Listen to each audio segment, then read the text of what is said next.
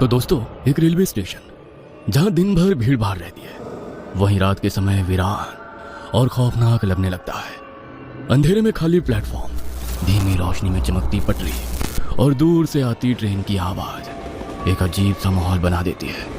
ये कहानी Begampur railway station की है। ये स्टेशन दिन में आम रेलवे स्टेशनों की तरह ही व्यस्त रहता है।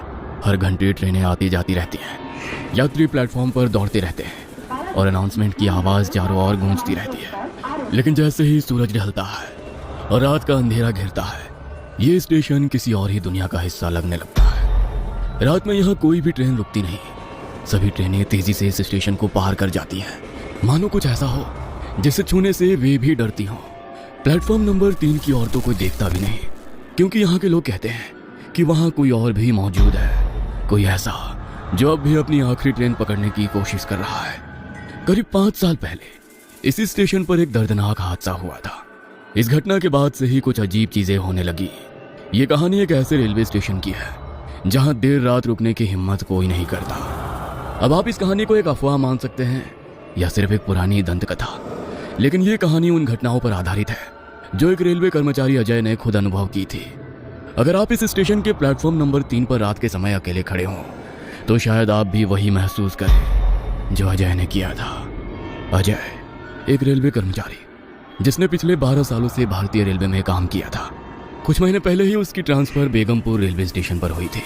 उसे रेलवे ट्रैफिक कंट्रोलर के रूप में तैनात किया गया था और उसकी ड्यूटी थी कि वो रात की आखिरी ट्रेन के गुजरने के बाद स्टेशन ऑफिस को बंद करे। वो अपने काम में इतना माहिर हो चुका था कि अब उसे रात में अकेले रहने की आदत पड़ गई थी। लेकिन कुछ चीजें ऐसी थी जो उसे अब भी असहज कर देती थी। स्टेशन शहर से थोड़ा दूर था, इसलिए रात 11 बजे के बाद यहाँ बहुत कम ही लोग दिखाई देते थे। लेकिन कुछ कर्मचारियों और लोगों में ये चर्चा थी कि आधी रात के बाद प्लेटफॉर्म नंबर 3 पर अजीब चीजें होती हैं। कुछ कहते थे कि वहाँ किसी की परछाई दिखती है, तो कुछ को ऐसा लगता था कि वहाँ से किसी के चलने की आवाजें आती हैं। एक दिन अजय ने अपने एक साथी रमेश से पूछा, ये प्लेटफॉर्म नंबर 3 वाली बातें सच है या लोग बस मजे ले रहे हैं? रमेश ने हल्की हंसी के साथ जवाब दिया, भाई मैंने खुद कुछ नहीं देखा, लेकिन बहुत से लोगों ने अजीब चीजें महसूस की है। पहले एक गार्ड था, उसने दावा किया था कि उसे प्लेटफॉर्म नंबर 3 पर एक आदमी बैठा दिखा, लेकिन जब पास गया तो कोई नहीं था। और ये सिर्फ एक ही बार नहीं हुआ, कई लोग कह चुके हैं कि यहाँ कुछ गड़बड़ है। अजय ने इस पर ज्यादा ध्यान नहीं दिया। उसे भूत प्रेत की कहानियों पर विश्वास नहीं था। वो मानता था कि रात के अंधेरे और दिमाग की थकान के कारण लोग भ्रम का शिकार हो जाते हैं। लेकिन दोस्तों, उसे क्या पता था कि जल्द ही उसे खुद इस रहस्य का सामना करना पड़ेगा। कुछ साल पहले रवि एक सरकारी कर्मचारी था जो रोजाना रात 8:30 बजे की ट्रेन से सफर करता था। लेकिन उस दिन वो ऑफिस में ज्यादा काम की वजह से लेट हो गया था। उसकी पत्नी ने फोन पर बताया था कि घर पर मेहमान आए हुए हैं। वो जल्द से जल्द पहुंचना चाहता था। भागते भागते जब वो स्टेशन पहुंचा तब तक ट्रेन धीरे धीरे शुरू हो गई थी। जल्दबाजी में उसने दौड़कर ट्रेन पकड़ने की कोशिश की, लेकिन प्लेटफॉर्म गीला था जिससे उसका पैर फिसल गया और वो सीधे पटरी पर गिर गया। संतुलन बिगड़ने के कारण वो फिसल गया और पटरी पर गिरते ही ट्रेन के नीचे आ गया। यह हादसा रात के 10:30 बजे हुआ था और उस समय प्लेटफॉर्म पर मौजूद एक बुजुर्ग चाय वाले ने इसे अपनी आंखों से देखा था। चाय वाले के मुताबिक ट्रेन के गार्ड और कुछ यात्री मदद के लिए दौड़े, लेकिन तब तक बहुत देर हो चुकी थी। इस घटना के बाद स्टेशन पर यह अफवाह फैलने लगी कि रवि की आत्मा अभी भी प्लेटफॉर्म नंबर 3 पर भटकती है। कई यात्रियों ने बताया कि उन्होंने देर रात यहाँ किसी आदमी को बैठे देखा, लेकिन जैसे ही पास गए वो गायब हो गया। कुछ ने यह भी कहा कि ट्रेन के गुजरने के बाद पटरी पर सफेद कपड़ों में एक परछाई खड़ी दिखाई देती थी। उसके बाद से हर रात प्लेटफॉर्म नंबर 3 पर कुछ अजीब घटनाएं होने लगी। लेकिन अजय इन बातों पर विश्वास नहीं करता था। उसके लिए ये सब बस अफवाहें थी। एक रात अजय की ड्यूटी अकेली थी। आमतौर पर स्टेशन पर 2 कर्मचारी मौजूद रहते थे, लेकिन उस दिन उसके साथी रमेश ने किसी फैमिली फंक्शन के लिए छुट्टी ली थी। इसलिए पूरी जिम्मेदारी अजय पर थी कि वो आखिरी ट्रेन गुजरने के बाद स्टेशन ऑफिस को ताला लगाए और सिग्नल कंट्रोल की रिपोर्ट अपडेट करे। रात के 12:45 हो चुके थे और आखिरी ट्रेन प्लेटफॉर्म नंबर 1 से गुजरने वाली थी। अजय ने अपनी घड़ी देखी और फिर सिग्नल पैनल की तरफ देखा। ट्रेन के गुजरने से पहले उसे ट्रैक क्लियर करना था। कुछ ही मिनटों बाद इंजन की रोशनी दूर से चमकने लगी और ट्रेन की सीटी की आवाज गूंज उठी। जैसे ही ट्रेन स्टेशन पार कर गई, अजय ने राहत की सांस ली।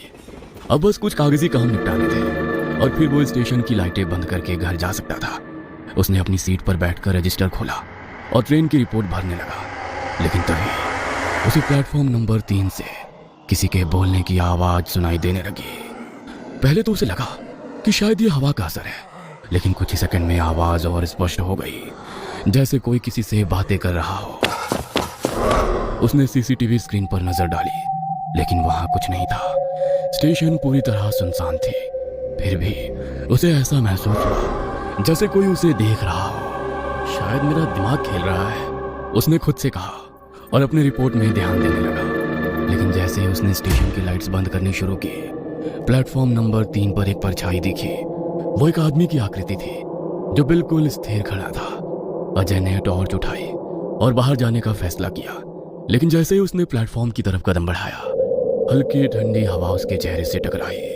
इतनी ठंड कहां से आ गई? हाँ, उसने सोचा। जैसे ही वो प्लेटफॉर्म पर पहुंचा, वहां कोई नहीं था, लेकिन उसे ऐसा लगा जैसे अभी अभी कोई वहां खड़ा था कि तभी अचानक उसे पीछे से किसी के चलने की आवाज आई। उसने तुरंत पलट कर देखा, लेकिन वहां कुछ भी नहीं था। अब उसका दिल जोर जोर से धड़कने लगा था। इस पल को उसने अपने चारों तरफ नजर दौड़ाई, लेकिन स्टेशन पूरी तरह खाली था। ये सब मेरे दिमाग का भ्रम है।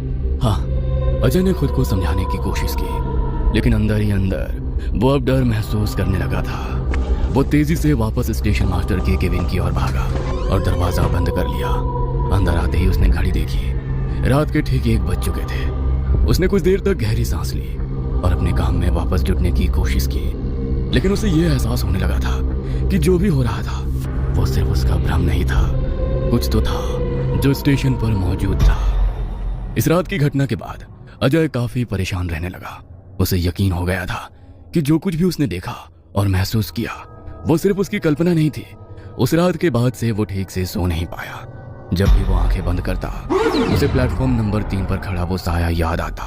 अगली शाम ड्यूटी के दौरान अजय ने अपने साथी रमेश से इस घटना का जिक्र किया। रमेश, कल रात कुछ अजीब हुआ था।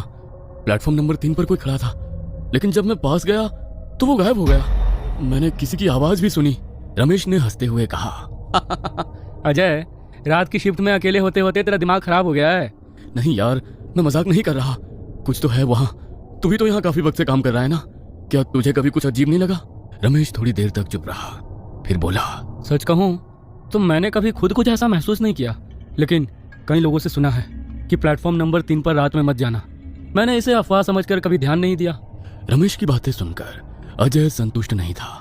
उसने स्टेशन के आसपास के कुछ पुराने दुकानदारों से भी बात की। स्टेशन के बाहर चाय की दुकान चलाने वाले बुजुर्ग रामलाल ने कहा, बेटा, मैंने खुद उस रात रवि को ट्रेन में चढ़ने की कोशिश करते हुए देखा था और फिर उसकी दर्दनाक मौत। उसके बाद से कई लोगों ने उसे रात के वक्त स्टेशन पर देखा है।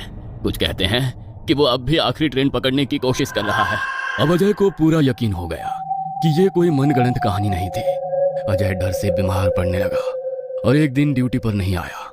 रमेश उस रात नाइट शिफ्ट में अकेला था। उस रात करीब 1 बजे रमेश ड्यूटी कर रहा था जब उसे प्लेटफॉर्म नंबर 3 से अजीब आवाजें सुनाई दी। पहले उसने इसे नजरअंदाज किया, लेकिन जब आवाजें तेज होने लगी तो उसने हिम्मत जुटाकर वहां जाकर देखने का फैसला किया। जैसे ही वो प्लेटफॉर्म पर पहुंचा, उसे ठंडी हवा का झोंका महसूस हुआ। फिर उसे दूर एक बेंच पर कोई बैठा दिखा। कौन है वहां? स्टेशन बंद हो चुका है, रमेश ने जोर से कहा, लेकिन वो व्यक्ति नहीं हिला। रमेश ने टॉर्च जलाकर उस पर रोशनी डाली और वो आकृति अचानक गायब हो गई। रमेश डर के मारे भागा और ऑफिस बंद करके घर चला गया। अगली सुबह वो अजय के घर गया। अजय, मैंने उसे देखा तो सही कह रहा था। अब दोनों को एहसास हुआ कि जो कुछ हो रहा था वो सच था, लेकिन स्टेशन मास्टर और अन्य अधिकारी उनकी बातों को मजाक समझते थे। धीरे धीरे अजय और रमेश की हालत बिगड़ने लगी। हर रात ड्यूटी पर जाना मुश्किल हो रहा था। उन्हें लगातार ऐसा लगता था कि कोई उनकी हर हरकत देख रहा है। कभी कभी तो टेलीफोन अपने आप बज उठता, लेकिन जब वे रिसीवर उठाते तो दूसरी तरफ सिर्फ बाहरी सांसों की आवाज सुनाई देती। उनका मानसिक तनाव इतना बढ़ गया कि उन्होंने स्टेशन मास्टर से नाइट शिफ्ट बदलने की गुजारिश की, लेकिन किसी ने उनकी बात को गंभीरता से नहीं लिया। अजय अब पूरी तरह परेशान हो चुका था। उसे समझ नहीं आ रहा था कि आखिर ये आत्मा उसे और रमेश को ही क्यों परेशान कर रही थी। अब सवाल था कि अब इस डर को सहकर यहाँ काम करते रहेंगे या फिर किसी तरह इससे छुटकारा पा सके। उसने तय किया कि अब वो इसका हल निकालेगा। अगले ही दिन अजय ने कुछ स्थानीय लोगों और अपने पुराने सहकर्मियों से बात की। लोगों ने उसे समझाया कि जब आत्माएं किसी जगह पर बंधी होती है तो वे कभी कभी वहां रहने वाले लोगों से संपर्क करने की कोशिश करती है। लेकिन अजय को यकीन नहीं हुआ। आखिरकार उसने परवेज अंसारी नाम के एक पैरानॉर्मल इन्वेस्टिगेटर से संपर्क किया। अजय को उसके बारे में स्टेशन के पास वाले एक पुराने दुकानदार से पता चला था। उसने बताया था कि अगर कोई इस रहस्य को सुलझा सकता है तो वो परवेज ही है, जो पहले भी कई रहस्यमयी घटनाओं की जांच कर चुका था। परवेज ने स्टेशन पर आकर कुछ जांच पड़ताल की और वहां कुछ अजीब चीजें महसूस की। यह आत्मा अशांत लग रही है। लगता है कि इसे इस दुनिया से जाने नहीं दिया गया। उसने कहा। अजय ने उसे रवि के बारे में बताया, कैसे वो आखिरी ट्रेन पकड़ने की कोशिश में मारा गया था। यह आत्मा इसलिए यहाँ अटकी हुई है क्योंकि इसे अपने जाने का एहसास ही नहीं हुआ। हो सकता है इसे अभी भी लगे कि वो ट्रेन पकड़ सकता है। इसे मुक्ति देने के लिए हमें इसकी आखिरी इच्छा को पूरा करने का कोई तरीका ढूंढना होगा, परवेज ने समझाया। परवेज ने कुछ दिनों तक स्टेशन पर रहकर डिटेल में जांच की। उसने वहां कई बार EVP, electronic voice phenomena record करने की कोशिश की और कुछ विचित्र आवाजें कैद भी हुई। लेकिन जो सबसे चौंकाने वाली बात थी वो ये कि आत्मा केवल उन्हीं लोगों को परेशान कर रही थी जो भूत प्रेत पर विश्वास नहीं करते थे। यह आत्मा उन लोगों को निशाना बनाती है जो इसे झूठ समझते हैं। जैसे ही कोई इसे नकारता है, ये उन्हें एहसास कराने की कोशिश करती है कि वो वास्तव में यहाँ है। परवेज ने अजय और रमेश को समझाया। अजय को अब समझ में आया कि क्यों उसे और रमेश को ही ये सब अनुभव हुआ था। वे दोनों ही शुरुआत में इन चीजों पर विश्वास नहीं करते थे और हर घटना को दिमाग का भ्रम मानकर टालते रहते थे। लेकिन जैसे जैसे उन्होंने इसे नकारा, आत्मा ने खुद को और ज्यादा प्रकट करना शुरू कर दिया। उसने उन्हें बताया, शायद अगर एक बार फिर ट्रेन रवि के लिए रुकती और वो उसमें चढ़कर अपनी यात्रा पूरी करता तो उसकी आत्मा को चैन मिल सकता है। परवेज की सलाह मानते हुए अजय और रमेश ने रेलवे के कुछ अधिकारियों और स्थानीय कर्मचारियों की मदद से एक योजना बनाई। वही समय चुना गया जब रवि की मौत हुई थी। अजय ने प्लेटफॉर्म नंबर 3 को तैयार किया और एक इंजन को वहां से गुजरने की व्यवस्था की, बिल्कुल वैसे ही जैसे रवि उस रात ट्रेन पकड़ना चाहता था। रमेश ने प्लेटफॉर्म पर धीरे से रवि का नाम लिया। रवि, तुम्हारी ट्रेन आ गई है, अब तुम जा सकते हो। जैसे ही इंजन की रोशनी प्लेटफॉर्म पर पड़ी, अजय और रमेश को एक परछाई सीढ़ियों से उतरती दिखी, सफेद कपड़ों में, धीरे धीरे ट्रेन की तरफ बढ़ती हुई। परवेज ने प्रार्थना शुरू की और सभी ने सिर झुका लिए। परछाई ने ट्रेन के पास पहुंचकर एक पल के लिए रुककर पीछे देखा, जैसे किसी को धन्यवाद कह रही हो, और फिर वो ट्रेन के भीतर समा गई। ट्रेन की सीटी बजी और वो आगे बढ़ गई। उसके बाद से प्लेटफॉर्म नंबर 3 पर ना कोई परछाई दिखी, ना कोई आवाज, ना कोई ठंडी हवा। स्टेशन का माहौल बदल गया था। वहां अब सन्नाटा नहीं बल्कि एक अजीब सी शांति थी।